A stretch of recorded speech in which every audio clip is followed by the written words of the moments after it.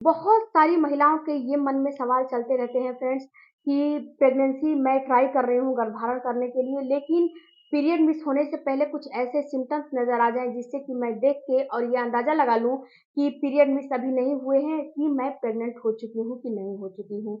तो friends discharge एक ऐसे चीज़ होते हैं जिसको ये अंदाज़ा 100% लगा सकते हो कि आपको प्रेगनेंसी हो चुकी है कि नहीं हो चुकी है। क्योंकि फ्रेंड्स जो एक महिला की बॉडी होती है उसमें डिस्चार्ज एक ऐसे चीज़ होते हैं जो कि पूरे महीने बने रहते हैं और पूरे महीने बनने की वजह से ये डिस्चार्ज आपको कब क्या आपकी बॉडी में हो ही आपको बता देगा। तो आपको देखो फ्रेंड्स जो डिस्चार्ज होते हैं ना, डिस्चार्ज ये पूरे महीने आते रहते हैं और आपके यूट्रस की डीप क्लीनिंग ये डिस्चार्ज करते रहते हैं।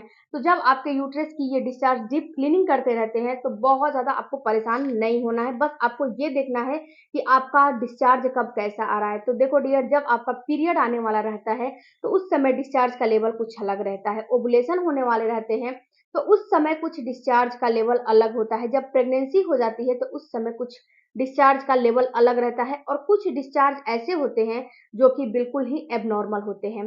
तो आज की वीडियो में ये सारा जो डिस्चार्ज मैंने बताया है ना, इसको एक-एक करके मैं बिल्कुल क्लियर आपको बता रही हूँ कि कौन-सा डिस्चार्ज क्या होगा और कैसे और कब आएगा। तो देखो डियर, जब आपको पीरियड आने वाले रहेंगे तो आपको रनिंग कंसिस्टेंसी का डिस्चार्ज आएगा, यानी कि बिल्कुल वाटरी, जो अंदर से जो पानी निकलता है बिल्कुल वाटरी आपको डिस्चार्ज आने लगेगा और ये डिस्चार्ज 24 से 48 घंटे पहले बढ़ जाता है आपके अंदर। जब आपका पीरियड आने वाला रहता है तो ये डिस्चार्ज बढ़ा हुआ महसूस होता है, बिल्कुल रनिंग जो है कंसिस्टेंसी का बिल्कुल वाटरी वाटरी बिल्कुल आएगा आपको डिस्चार्ज। दूसरा जो डिस्चार्ज होता है फ्रेंड्स, ये डिस्चार्ज जब पीरियड आते हैं तो पीरियड के पहले दिखाई देता है, उसके बाद पीरियड आते हैं, पीरियड आने के बाद ये डिस्चार्ज जो है ऑटोमेटिक बंद हो जाता है। उसके बाद जो दूसरा डिस्चार्ज आता है फ्रेंड्स, वो आपके ओवुलेशन का डिस्चार्ज आता है। जब एक महिला ओवुलेट करने वाली होती है तो उस समय उसको एक डिस्चार्ज आता है। ये भी डिस्चार्ज होता है रनिंग कंसिस्टेंसी का, लेकिन इस डिस्चार्ज में बिल्कुल ही स्ट्रेच होता है। ये स्ट्रेस लेवल डिस्चार्ज होते हैं। अगर इसमें खिंचाव रहेगा, जो ये डिस्चार्ज आपको आएगा, इसमें बिल्कुल ही खिंचाव रहता है, क्योंकि फ्रेंड्स ये ओवुलेशन के ही डिस्चार्ज होते हैं। अगर इसमें आपको खिंचाव महसूस हो रहा है इस डिस्चार्ज में, या फिर इस ये डिस्चार्ज आपको ऐसा हो रहा है कि जब आप 2 ऐसे, मतलब कि आप अपने हथेली पे ले रहे हो या फिर फिंगर में इसको ले रहे हो, तो ऐसे कर रहे हो ना, तो इसमें ना एक तार जैसा धागे जैसा तार बनेगा। तो अगर ऐसा डिस्चार्ज, मतलब बहुत ज़्यादा लंबा नहीं, अगर थोड़ा-सा भी बन रहा है ना, तो समझना है कि आपका ओवुलेशन हो रहा है, आप ओवुलेट कर रहे हो और किसी भी वक़्त आपका अंडा जो है बाहर निकल सकता है। अब ये इशारा देता है कि आपको अब संबंध बनाने चाहिए, कॉन्टैक्ट में रहने चाहिए। तो ये एक ऐसा डिस्चार्ज आता है। तो फ्रेंड्स ये डिस्चार्ज आपको कब आता है? तो ये डिस्चार्ज आपको ओवुलेशन के टाइम पे आता है, यानी कि पीरियड के बीचों-बीच के दिनों में आता है।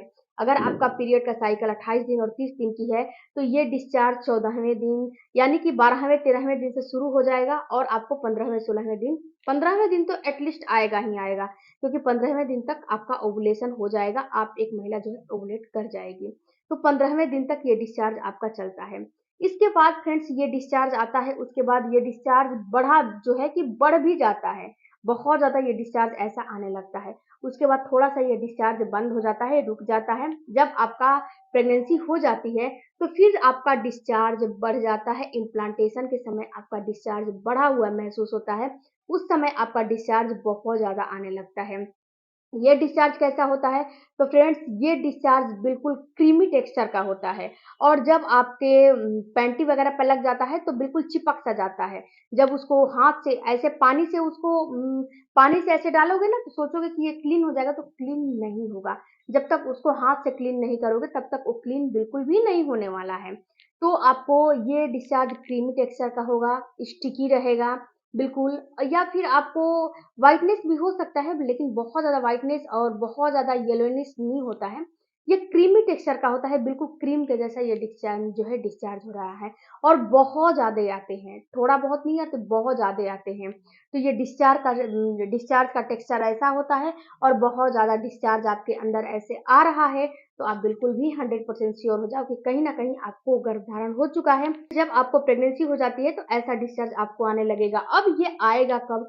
तो अगर आपकी साइकिल 24 दिन यानी कि अगर आपकी पीरियड की साइकिल 28 दिन और 30 दिन की है, तो आपके पीरियड के डेट से कम ये डिस्चार्ज 20वें, 22वें, 25वें दिन के बीच में महसूस होने लगेगा, आने लगेगा।